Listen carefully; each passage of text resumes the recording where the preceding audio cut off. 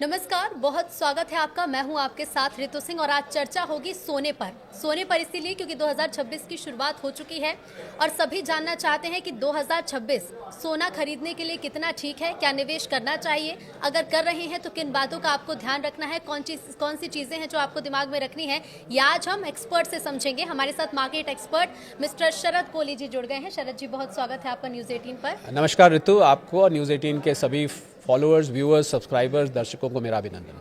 बिल्कुल, तो शरद जी, सबसे पहला सवाल तो यही बनता है कि 2026 क्योंकि शुरू हो चुका है, गोल्ड में निवेश के लिए 2026 कितना सेफ रह सकता है? देखिए, उतार चढ़ाव तो बहुत देखने को मिलेंगे और जो लोग गोल्ड सिल्वर में इंटरेस्ट रखते हैं, अगर गोल्ड की बात हो रही है, पहले गोल्ड की करता हूँ, तो उतार चढ़ाव आपको मिलेंगे। क्योंकि क्या होता है कि गोल्ड को समझने के लिए हमें ये देखना होगा कि गोल्ड में कौन लोग निवेश करते हैं। गोल्ड में दुनिया भर के सेंट्रल बैंक्स निवेश करते हैं जो कि बड़ी मात्रा में गोल्ड खरीदते हैं। और गोल्ड आपको पता ही होगा ज्वेलरी बनाने के काम आता है, तो आप महिलाएं, आपसे बेहतर कौन जानेगा। और एक बड़ी मात्रा ऋतु गोल्ड में डेरिवेटिव होता है। डेरिवेटिव का मतलब इसको बोलते हैं सट्टेबाजी होती है। सट्टेबाजी का अर्थ है, मैं दर्शकों के लिए आसान करके बता देता हूँ कि एक कमोडिटी एक्सचेंज होता है, उसको हम MCX भारत में बोलते हैं, मल्टी कमोडिटी एक्सचेंज। अमेरिका में इसको कॉमेक्स बोलते हैं, कमोडिटी एक्सचेंज। तो इसमें जब आप सोना खरीदते और बेचते हैं तो ऐसे नहीं खरीदा जाता कि आपने मेरे से खरीदा तो मैंने आपको 10 ग्राम सोना दे दिया, मैंने आपको बेचा तो 10 ग्राम आपसे ले लिया, वगैरह वगैरह। ऐसे नहीं चलता है। इसमें सिर्फ पेपर कॉन्ट्रैक्ट खरीदे बेचे जाते हैं। अब जैसे उदाहरण के तौर पर 5 फरवरी को, फरवरी के महीने का कॉन्ट्रैक्ट एक्सपायर हो रहा है। तो मैं क्या करूंगा कि मैं कहूंगा कि मुझे 1 किलो सोना मैंने खरीदा और 1 किलो सोना अब आज के रेट पे जाए तो करीब 1,40,00,000 रुपए का है। तो मैं क्या करूंगा कि सिर्फ 20% दे के और 1 किलो सोने का कॉन्ट्रैक्ट ले लूंगा। और जैसे ही वो 5 फरवरी आएगी, अगर वो 1,40 से ऊपर चला गया तो मुझे मेरा मार्जिन प्रॉफिट मिला के वापस मिल जाएगा, और अगर नीचे चला गया तो मेरे मार्जिन में से उतना काट लेंगे और मुझे बाकी वापस दे देंगे। तो ये मैंने इसलिए बताया कि ये जो उतार चढ़ाव इतना होता है, इसका एक कारण ये है कि ये बहुत बड़ी मात्रा में सोना जो है वो पेपर ट्रेडिंग के जरिए, पहले पेपर बोलते थे, आजकल तो वो डीमैट होता है जी, उसके जरिए वो कॉन्ट्रैक्ट किया जाता है। तो इसको ये देखना पड़ेगा कि 2026 में आपको, क्योंकि होता क्या है कि ऋतु, जैसे आप और हम चर्चा कर रहे हैं, जितनी ज्यादा इसकी चर्चा होती है और सोशल मीडिया पे जितना आपको सोने और चांदी की वो ब्रिक्स थंबनेल्स में दिखाई देती हैं, तो उतना ज्यादा इसमें लोगों का इंटरेस्ट बढ़ता है जी। और सेंट्रल बैंक्स तो मैंने आपको बताया पहले ही खरीद रहे हैं। तो आपके सवाल का मैं अब सीधा जवाब दूं तो मुझे सोने का लॉन्ग टर्म ट्रेंड ऊपर को दिखाई देता है। हो सकता है 2026 में बीच में कुछ दिन के लिए ठहर जाए, कुछ दिन के लिए थोड़ी करेक्शन आए, ये भी हो सकता है, पर लॉन्ग टर्म ट्रेंड ऊपर दिखता है। और इसका एक बहुत बड़ा कारण ऋतु मैं और बता दूं कि जो जियोपॉलिटिकल टेंशंस हैं, ये जो दुनिया भर में आपने विश्व युद्ध की बातें बार बार सुनाई दे रही हैं, अलग अलग देशों में युद्ध जैसे युद्ध जैसे हालात बन रहे हैं। अभी ट्रम्प साहब ने वेनेजुएला के लीडर को उठा लाया वहां से, और ईरान में चल ही रहा है। बिल्कुल, रूस यूक्रेन तो और घमासान हो चुका है। इनफैक्ट मैं क्योंकि जो लोग, और तो एक मजेदार बात मैं पहले बताऊं, जो लोग सोने और चांदी में इंटरेस्ट रखते हैं उनको अंतरराष्ट्रीय खबरों पर बहुत पैनी नजर बना के रखनी चाहिए। और मैं ये भी जोड़ दूं आपके चैनल पे कि भारत की जो इकोनॉमी के पैरामीटर्स होते हैं, पैमाने होते हैं, वो सोने और चांदी को ना के बराबर प्रभावित करते हैं। इस बात, ये बहुत इंपॉर्टेंट बात है। यानी कि भारत ने कोई आर्थिक नीति बनाई, बजट आया, अक्षय तृतीया आया, धनतेरस आया, शादी का सीजन आ गया, इससे सोने चांदी की कीमत में बहुत ही मामूली फर्क पड़ता है। हाँ, रुपया कमजोर हो तो थोड़ा यहाँ पर महंगा होता है। तो आप इन अंतर्राष्ट्रीय खबरों पर नजर बना के रखिए। अगर वाकई में, मैं सबको आज ये हिदायत देना चाहूंगा, अगर आप सोने के शौकीन हैं और सोने में निवेश के शौकीन हैं, तो आपको अंतर्राष्ट्रीय खबरें आज से ही ट्रैक करनी शुरू कर देनी चाहिए। मैंने इसलिए जिक्र किया कि शायद कम लोग जानते हैं इस बात को कि रशिया के पास एक मिसाइल है, उसका नाम है ऑर्शनिक। और रशिया का एक पड़ोसी देश है, उसका नाम है बेलारूस जी, उसका बहुत घनिष्ठ मित्र है जी। उसने अपनी ऑर्शनिक मिसाइल को बेलारूस में, क्योंकि बेलारूस यूरोप के और नजदीक है, वहां पर तैनात कर दिया है। और यूरोप के जो बड़े देश हैं, जिसमें फ्रांस में पेरिस उसका कैपिटल है, यूके का कैपिटल लंदन है, जर्मनी का कैपिटल बर्लिन है, पोलैंड का कैपिटल वॉर्सो है, मैं 4 नाम ले रहा हूँ, और भी देश है। उसने इसको निशाना साध दिया है उन देशों की तरफ और ये मिसाइल न्यूक्लियर हेड कैरी करती है। आप समझ सकते हैं कि कितनी खतरनाक परिस्थिति है। हम लोग ना यहाँ पर क्या है ऋतु, हम लोग अपने देश की खबरों में इतने खो जाते हैं। मामलों में ध्यान ही नहीं दे लालू प्रसाद जी क्या कर रहे हैं, तेजस्वी क्या कर रहे हैं, अखिलेश जी क्या कर रहे हैं, हमारे नीतीश बाबू क्या कर रहे हैं, हमारे छत्तीसगढ़ में क्या हो रहा है, एमपी में क्या हो रहा है, राजस्थान में, कि हम अंतर्राष्ट्रीय खबरों को भूल ही जाते हैं, जबकि दुनिया तो बहुत बड़ी है। तो मुझे लग रहा है सोने चांदी के निवेशकों को और ट्रेडर्स को अगर वो अंतर्राष्ट्रीय खबरें नहीं खंगाल रहे तो वो हमेशा ही असमंजस में बने रहेंगे, उनको कुछ नहीं पता लग पाएगा कि क्या खबरों को देखकर वो कैसे समझे। जैसे आप तो मार्केट एक्सपर्ट है तो बता देंगे कि चलिए 2026 कितना सेफ है या फिर सोने में निवेश कितना सेफ है। लोगों ने देखना शुरू भी किया है तो वो उससे कैसे आकलन कैसे करें कि निवेश ठीक है या नहीं? बहुत आसान है ऋतु, बहुत आसान है। जब जब आपको लगे कि ये जियोपॉलिटिकल टेंशन बढ़ रही है, जब आपको लगे एक मिसाइल चली, एक रॉकेट चला, ईरान के लीडर ने ये स्टेटमेंट दिया, पुतिन साहब ने कहा मैं छोड़ूंगा नहीं, ट्रम्प साहब ने कहा कि अब तो मैं लेकर रहूंगा ग्रीनलैंड को, तो जब जब आपको इस प्रकार की स्टेटमेंट सुनाई दें, समझ लीजिए सोना खुश हो रहा है। खुश हो रहे का मतलब है कि समझ लीजिए कि सोना ऊपर जा रहा है। तो कुल मिला के अगर दूसरी भाषा में कहे तो जब जब जियोपॉलिटिकल टेंशन बढ़ेगी, सोना और चांदी आपको ऊपर जाते हुए दिखाई देंगे। तो एक तो दर्शक इस बात का ट्रैक रख सकते हैं, एक और वो ट्रैक रख सकते हैं, डॉलर को भारतीय रुपए के खिलाफ नहीं, पर बाकी 4 करेंसीज का मैं नाम ले रहा हूं, Swiss franc, euro, Japanese yen और ब्रिटिश पाउंड। इन 4 करेंसीज के खिलाफ अगर आपको डॉलर कमजोर होता दिखाई दे, समझ लीजिए सोना रॉकेट होने के लिए तैयार है। तो ये दर्शकों को नोट कर लेना चाहिए कि भारतीय करेंसी के अलावा जो 4 आपने नाम बताया, अगर इनके खिलाफ डॉलर जा रहा है तो कमजोर हो रहा है। और पिछले 1 साल में ऋतु मैं बताऊंगा, पिछले 1 साल में 50 साल में सबसे ज्यादा गिरावट इन 4 करेंसीज के खिलाफ आई है। रुपए के मुकाबले तो 90 से ऊपर चल रहा है। मुझे लगता है कि कोई दर्शक ध्यान भी नहीं देते होंगे कि दुनिया में क्या चल रहा है, और हम सोने में अगर निवेश करें तो हमें किन चीजों पर ध्यान देना है। बिल्कुल, मैं काम की चीज यही बताना। और एक खबर और पर नजर रखें, अगर कहीं से रख सका, मुझे लगता है न्यूज 18 से बढ़िया कोई प्लेटफॉर्म नहीं है जो आपको ये बताएगा। आप ये ध्यान रखिए कि सेंट्रल बैंक्स, दुनिया के सेंट्रल बैंक कहते हैं, जैसे भारत में रिजर्व बैंक है, अमेरिका में फेडरल रिजर्व है, इंग्लैंड में बैंक ऑफ इंग्लैंड है, अगर ये सेंट्रल बैंक्स कभी भी अपने सोने के भंडार बेचने शुरू करते हैं तो आपको एक निवेशक के तौर पे उसमें से पतली गली में से बाहर निकल जाना चाहिए। आपको बेच के एक तरफ हो जाना चाहिए, क्योंकि ये बहुत बड़ी मात्रा में बेचेंगे और एकदम प्राइस करेक्शन आ सकता है। तो मैंने देखिए आपको 3-4 ऐसे पैमाने बता दिए हैं। अगर आप न्यूज खंगाल के या न्यूज 18 के जरिए अगर आप ये निकाल लें तो आप हमारा सिर्फ भी पॉडकास्ट देख लीजिए, आप समझ जाएंगे कि गोल्ड में निवेश कितना सेफ है।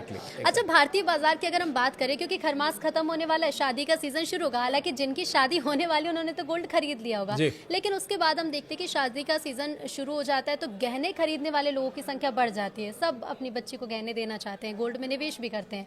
और आजकल तो लोग, महिलाएं खासतौर पर जो हमें देख रही होंगी, वो तो ये समझ रही होंगी कि महिलाओं के लिए निवेश मतलब है गहने खरीद लो, कि उनको पहन भी लो और उसके बाद जब रेट बढ़ेंगे तो उसके भी बढ़ जाएंगे। इसका बाजार पर कितना असर पड़ता है? जब शादी का सीजन आ जाता है तो बाजार में तेजी आएगी क्योंकि रेट भी बढ़ रहे हैं, या फिर रेट बढ़ रहे हैं तो इस बार बाजार थोड़ा सा कमजोर नजर आएगा भारतीय बाजार? कुछ 100 रुपए का फर्क पड़ता है भारत में शादी के सीजन से। और शादी वालों को तो मैं सलाह दूंगा, अब तो बड़े बड़े ज्वेलरी ब्रांड जो हैं उन्होंने ऋतु लो कैरेटेज ज्वेलरी निकाल दी है। आप 22 कैरेट का मत लीजिए, आप 18 का ले लीजिए, 9 का ले लीजिए, आप 14 कैरेट का ले लीजिए, आप उससे ले सकते हैं। ज्वेलरी में निवेश नहीं करना चाहिए, क्योंकि ज्वेलरी को आप निवेश करेंगे तो आपका मेकिंग चार्जेस कट जाएगा और आपकी उसमें इम्प्योरिटी, जिसको गांव की भाषा में खोट कहते हैं, वो खोट निकाल दी जाती है, तो उससे आपका रिटर्न उसमें कम हो जाता है। तो अगर आपको गोल्ड लेना है निवेश के लिए तो आप बिस्किट्स ले सकते हैं, कॉइन्स ले सकते हैं। और सबसे अच्छा तरीका तो ऋतु ETF है। तो जहां तक आपने शादी की बात करी, मुझे लग रहा है आप शादी जो लोग कर रहे हैं उनको समझ में आ गया है कि भैया अगर किसी ने अपनी बेटी को मान लीजिए 5 तोले देना था, 50 ग्राम देना था, अब वो बेचारे 10 ग्राम ही मुश्किल से खरीद पा रहे हैं या 20 ग्राम खरीद पा रहे हैं। तो कोई बात नहीं, मुझे लग रहा है, देखिए तो आप ये बात मानेंगे, आप महिलाएं, आप इस बात से कुछ समझ सकती हैं। आप जब शादी में पहन के जाते हैं और रील बनानी होती है, फोटो खिंचवानी होती है, थोड़ी ना कोई पूछता है ये मैडम जरा बताइए कितने कैरेट का आपने पहना हुआ है, ऐसे कौन पूछता है। आपने उस टाइम सजा और आपने उसको फोटो वोटो खिंचवाई, रील खिंचवाई, तो आप गहने को लो कैरेटेज का हालांकि रखिए। देखिए गहने का मुझे भी बड़ा शौक है, लेकिन अब मुझे लग रहा है इस पॉडकास्ट के बाद कि गहने से अच्छा है कि गोल्ड बार मैं खरीदूं। अच्छा, डिजिटल गोल्ड फिजिकल गोल्ड कितना अलग होता है, मतलब इसमें कैसे लोग डिफरेंस समझे कि निवेश कहाँ पर करना ठीक है? मुझे लग रहा है सबसे अच्छा निवेश का जो इस समय सोने में एरिया है वो ETF है, एक्सचेंज ट्रेडेड फंड। ये एक म्यूचुअल फंड की तरह होता है, ठीक है। और इसमें एसेट मैनेजमेंट कंपनी आपके लिए सब लोगों का कंट्रीब्यूशन लेके आपके लिए गोल्ड खरीदती है। और सबसे अच्छी बात इसमें यह है कि जितना आप निवेश कर रहे हैं ऋतु इसमें, उतने का भंडार इनको अपने वेयर हाउस में रखना पड़ता है। यानी कि आपने जो खरीदा है वो कहीं है, हवाई नहीं है। और इसमें आप छोटी मात्रा में भी ले सकते हैं। और अच्छी बात यह है कि ये शेयर मार्केट में ट्रेड होता है, तो आप कभी भी इसमें से निकल सकते हैं। और अब तो T+0 है। T+0 का मतलब होता है, T+1 का मतलब होता है कि आपने आज बेचा, कल पैसे आपके बैंक अकाउंट में आ जाएंगे। तो बहुत ही अच्छा ये तरीका है, सेफ भी है। और जो लोग लॉकर वगैरह में रखते हैं उनको, मैं पहले भी न्यूज़ 18 पे मैंने ये बात बोली है कि लॉकर में जो इंश्योरेंस होता है वो आपके लॉकर के रेंट से मात्र 100 गुना होता है। तो अगर आपका 2000 रुपए का रेंट है तो 2 लाख रुपए का इंश्योरेंस है। उससे ज्यादा का अगर भगवान कर कभी नुकसान हो जाता है तो आपको वो पैसा नहीं मिलेगा। तो ETF और डिजिटल गोल्ड की आपने बात करी, डिजिटल गोल्ड मान्य नहीं है। अगर कोई प्लेटफॉर्म कर रहा है तो अपने रिस्क पे कर रहा है। सेबी ने इस पर वार्निंग दी है कि हमारा कोई कंट्रोल नहीं है, कल को किसी के पैसे डूब गए, हमारा दरवाजा मत खटखटाना कि भैया मैंने तो डिजिटल गोल्ड में किया था। ETF is the safest way. अगर आपके पास रखने की इंतजाम है, सेफ जगह है, तो आप कॉइन्स या बार्स भी ले सकते हैं। अच्छा, जो निवेश करते हैं, जो नए लोग हैं, पहले से कुछ लोगों को शायद ये आइडिया होगा भी, लेकिन निवेश कितने सालों तक के लिए करना चाहिए? क्योंकि मैं अगर 2020 की बात करूं, सोने के जो दाम थे 40,000 के आसपास थे प्रति 10 ग्राम। 2025 में हम डबल छोड़िए 1 लाख के पार पहुंच गए। 26 से अगर 30 की बात करें तो इन 5 सालों में भी काफी बदलाव देखने को मिलेगा और वो चढ़ाव भी होगा, यानी कि कीमतें बढ़ेंगी।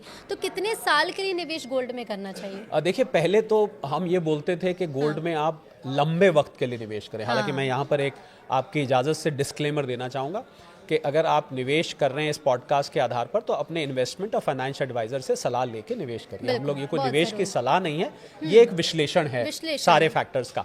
तो पहले तो हम बहुत लंबे वक्त का ऋतु बोलते थे कि 5 साल 10 साल के रखिए। अब मैंने तो 2 साल और 5 साल के लिए भी आप रखेंगे तो आपको ये बहुत अच्छा रिटर्न देगा, क्योंकि अंतर्राष्ट्रीय परिस्थिति, ये जो मैंने शुरू में 3-4 फैक्टर बताए, ये इस प्रकार की बन रही। और मैंने तो ऋतु एक नई चीज इजाद की है, उसका नाम है TMI। आप गेस भी नहीं कर सकते कि वो क्या चीज हो सकता है। Trump mood index.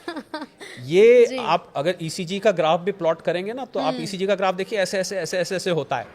पर ट्रम्प मूड इंडेक्स इससे भी ज्यादा वॉलेटाइल होती है।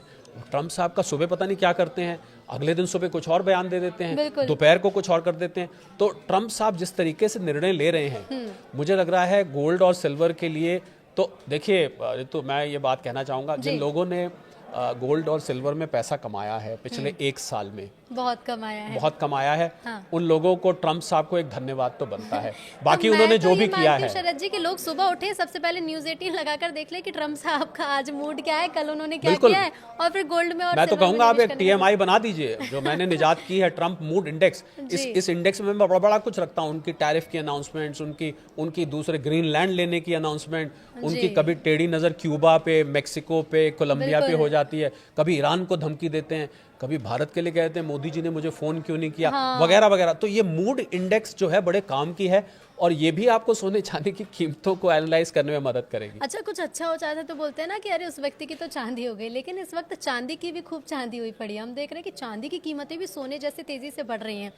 तो क्या चांदी का इतनी ज्यादा कीमत बढ़ने के पीछे का कारण क्या है? मतलब अभी तक तो चांदी लोग यही देखते हैं कि चलो गहने बनवा लिए, इससे ज्यादा चांदी के सिक्के खरीद लिए, चांदी निवेश के लिए खरीद ली कि भविष्य में कुछ बनवाएंगे तो ले लेंगे, लेकिन चांदी की असली खपत होती कहाँ है? इतनी महंगी जो चांदी हो रही है उसके पीछे का क्या कारण है? देखिए, पहले तो सोने और चांदी को मैंने कुछ प्लेटफॉर्म पे भाई बहन बोला कि भाई चलता है आगे, पीछे पीछे बहन भी चलती है।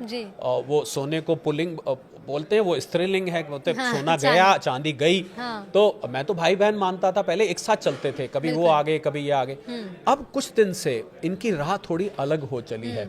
तो चांदी में एक बड़ी बात ये हुई है कि चांदी जिन चीजों में इस्तेमाल होती है, उन प्रोडक्ट्स की डिमांड एकदम से बढ़ रही है। 3 चीजों का मैं नाम लेना चाहूंगा। सोलर सेल्स, हालांकि और भी चीजों में होती है, एक इलेक्ट्रिक व्हीकल्स, और उससे भी ज़्यादा ऋतु जिसमें सबसे ज़्यादा डिमांड आ रही है AI डेटा इक्विपमेंट, ये जो चिप्स वगैरह बनते हैं ना, जो आर्टिफिशियल इंटेलिजेंस में अमेरिका की सबसे बड़ी कंपनी NVIDIA वो बनाती है, उसमें चांदी का इस्तेमाल होने लगा है। तो जब से AI डेटा इक्विपमेंट और इलेक्ट्रिक व्हीकल्स का प्रचलन बढ़ गया है, तब से चांदी की डिमांड बढ़ गई। और चांदी के बारे में आपको एक मैं जानकारी दे दूं कि जितनी चांदी खनन की जाती है, माइन करी जाती है, उस चांदी में से आधी चांदी लगभग खत्म हो जाती है। तो ये कहाँ जाती है और ये नहीं, चांदी वो इतनी? हाँ। अब आप लगाए, आपने अगर सोलर सेल में लगा दी, हाँ। तो सोलर सेल बना के आपने छत पे लगा दिया, तो सालों तक लगा हुआ है। हाँ, यानी और कि अगर जितना किसी उसका उत्पादन हो रहा है उससे आधी खपत होती वो खत्म हो जाती है। अब आपने चिप में लगाई तो चिप तो लग गया किसी, मान लीजिए लैपटॉप में या किसी चीज में, या AI डेटा, तो वो तो अब कितने साल के लिए लग गया, वो चांदी समाप्त हो जाती है। तो बची हुई जो 50% चांदी है, उसी में निवेश होता है। और चांदी के बारे में मैं ऋतु एक बात और, जो मैंने शुरू में स्पेकुलेटिव और डेरिवेटिव की बात की थी, 1 किलो चांदी के पीछे, ध्यान दीजिएगा इस बात पे, बहुत बड़ी बात है ये, 1 किलो चांदी के पीछे 356 गुना उसमें सट्टेबाजी होती है। यानी कि चांदी असल में 1 किलो है, तो उसके जो स्पेकुलेटिव कॉन्ट्रैक्ट्स है वो 356 गुना होते हैं। इसीलिए चांदी में आपको इतना ज़्यादा उतार चढ़ाव दिखता है। तो चांदी में सोने से ये फ़र्क है कि वो एक तो कंजम्पशन के लिए यूज़ होती है, और उसके हाल में ऋतु क्या हुआ है, शॉर्टेज महसूस हो रही है। ये जो कंपनियां हैं, AI डेटा इक्विपमेंट की कंपनी है, इलेक्ट्रिक व्हीकल्स की कंपनी है, ट्रम्प साहब भी इसको लेके बहुत परेशान हैं। अच्छा। उन्होंने वेनेजुएला में सोने चांदी के रिजर्व्स भी हैं, तेल के अलावा। तेल के पीछे उन्होंने वहाँ के मडूरो साहब को, आपको पता ही है सारा किस्सा, वो सोने चांदी के रिजर्व्स पर भी उनकी नज़र है। और चाइना ने क्या किया है कि चांदी को जो 17 रेयर अर्थ मिनरल्स होते हैं, इसको 18वां बना दिया है। हाँ। और ऐसा पता लगा है कि चांदी को चाइना दबा के बैठ गया है। उसको पता है कि ये ऐसी चीज़ है जो कल को नहीं मिली तो इनकी टेस्ला, इनकी NVIDIA, हाँ, इनकी ये कंपनियों को दिक्कत हो जाएगी। तो ये चांदी का खेल जो है वो थोड़ा सा अब सोने से अलग हो चला है। परंतु मैं ये बात कहना चाहूंगा, भले ही चांदी ने पिछले साल सोने से डबल से भी ज्यादा रिटर्न दिया है, फिर भी मैं मानता हूं कि सोना ज्यादा सॉलिड है, सोना ज्यादा ठोस है, और सोना ज्यादा रोबस्ट है, और सोना आपको इतना ज्यादा वॉलेटाइल नहीं दिखेगा। हाँ। चांदी जो है बिल्कुल बहुत उतार चढ़ाव भरी दिखती है, क्योंकि उसमें सट्टेबाजी पहले से ज्यादा होने लगी। तो चांदी में कितना सेफ है? सोना ज्यादा आप बता रहे हैं बेहतर है फिर निवेश के लिए, चांदी में निवेश करना कितना सेफ है? और क्या ध्यान में चीजें रखनी चाहिए कि अगर चांदी खरीद रहे हैं या फिर निवेश के पर्पज से खरीद रहे हैं, तो कौन सी चीजों को ध्यान में रखना? देखिए, पहली बात तो चांदी में भी ETF ही माध्यम बेस्ट है, क्योंकि अच्छा। चांदी का तो अगर आप फिजिकल फॉर्म रखेंगे तो आप 10 किलो अगर चांदी लेंगे तो आपको एक कमरे से दूसरे कमरे में उठा के रखना ही मुश्किल हो जाएगा, तो इतनी भारी हो जाएगी। तो ETFs ही बेस्ट हैं। और देखिए, वैसे तो निवेश की सलाह, जैसा मैंने कहा, कि आप अपने इन्वेस्टमेंट और फाइनेंशियल एडवाइजर से पूछ के लें। परंतु अगर कोई पोर्टफोलियो बना रहा है तो उसमें अभी भी मुझे लगता है 60-70% गोल्ड रखना चाहिए, और 30-40% से ज़्यादा चांदी नहीं रखनी चाहिए, क्योंकि चांदी थोड़ा रिस्की ज़्यादा है। और क्योंकि इसमें सट्टेबाजी ज़्यादा है, तो एक हम शब्द इस्तेमाल करते हैं ऋतु, आपने भी सुना होगा, कि बबल बन जाता है। हाँ। तो थोड़ा सा बबल चांदी में ज़्यादा है।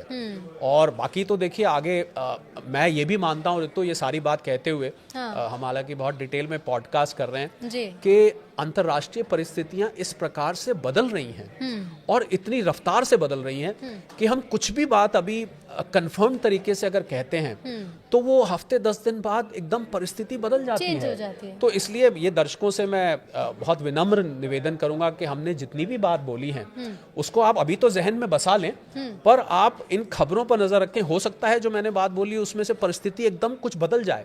और अगर मूड या फिर ठीक हाँ, वो TMI, वो जो ट्रम्प मूड इंडेक्स है, अगर वो मूड इंडेक्स ऊपर नीचे गई तो फिर ये परिस्थिति बदल सकती है। तो इसलिए आप सोच समझ के करें। और एक बात और मैं जो मैं कहना चाहूंगा कि लोगों ने, मैंने सुना ऋतु, लोगों ने अपनी प्रॉपर्टी बेच के, हाँ, लोगों ने शेयर मार्केट में अपने शेयर्स बेच के, लोगों ने अपनी FDयां तोड़वा के सोने चांदी में पैसा लगा दिया। हाँ। ऐसा नहीं करना चाहिए। हाँ। एक इन्वेस्टमेंट की दुनिया में कहावत होती है, never put all eggs in the same basket.